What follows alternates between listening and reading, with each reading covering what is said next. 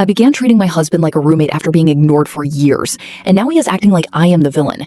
We have been together 15 years, 3 kids, the youngest is in high school, house in the city with a big garden and everything. From the outside, we look like the perfect match. My friends tell me they want a man like him. My sister still says he is the best thing that ever happened to me, and for the first 8 years, he was. We were obsessed with each other. Even with toddlers running around, we found time for us. Then somewhere around year 9, things started changing. He got that senior role, I started my own business, the kids got busy, and suddenly every weekend was a tournament or a project. The closeness became a chore, Saturday nights, mostly, if he wasn't too tired.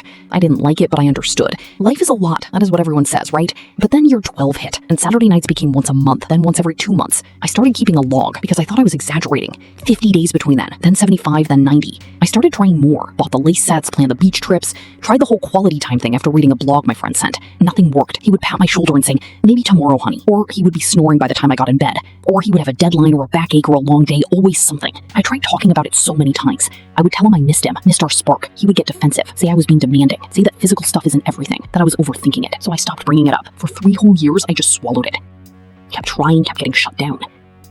I counted once out of spite. In a single year, I tried 84 times. He said yes 6 times. 6. The silence started changing me.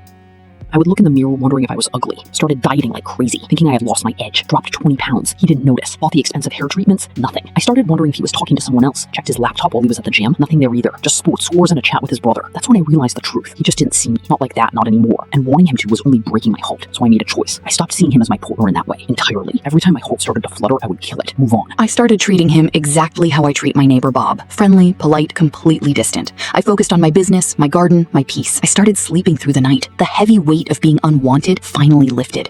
After about 4 months, something strange happened. I actually felt fine. Not mad, not sad, just fine. He didn't even notice the change. We still had coffee together, watched the news, talked about the mortgage. He seemed totally happy with the new wall I had built between us. Then 2 weeks ago, he came home with flowers I hadn't seen in years. Said the kids were at a sleepover, ordered the fancy wine for the first time in forever. He was the one trying, and I felt absolutely nothing. I told him I was exhausted, had a busy morning. He looked shocked, but let it go. The next night, he tried again, more obvious this time. Hands on my waist, that look he used to give me. I said I wasn't interested. His face went gray. He asked if I was sick. I said I was fine, just not in the mood. He didn't sleep that night. I know because I heard him in the kitchen until 3 a.m. The next morning, he sat me down, asked if there was someone else. I said no. He asked if I was depressed. I said no. He asked if I wanted a divorce. I said I didn't know. Then he asked why I didn't want him anymore, and I told him everything. The log, the 84 attempts, the 6 yeses, the years of feeling like a ghost in my own house, the months of training my brain to stop caring. He broke down, started crying, said I was being heartless, that I was punishing him, that this wasn't fair. I just sat there, calm. I told him I wasn't punishing anyone. I was surviving. He shouted that I threw his mistakes in his face. I said I spent 3 years living in them in silence. That didn't go over well either. He accused me of giving up on the family. I asked him when exactly he gave up on me. He has been in the spare room for a week now. Hasn't said a word to me. The kids have noticed. My son asked if we were splitting up. I said I wasn't sure. My oldest just looked at me and said, I saw how he treated you, Mom. I am with you. I didn't ask her to take my side. Didn't say a word against him. She is 17. She sees the truth. And the weirdest part is, I don't feel guilty. I spent years feeling guilty for wanting my own husband, for being too much for him. Now I just feel still. He came to me last night, stood in the doorway of the kitchen and asked if I still loved him. I said yes. He asked if I still wanted him. I said I trained myself not to. He started crying again, said I killed the only thing that mattered.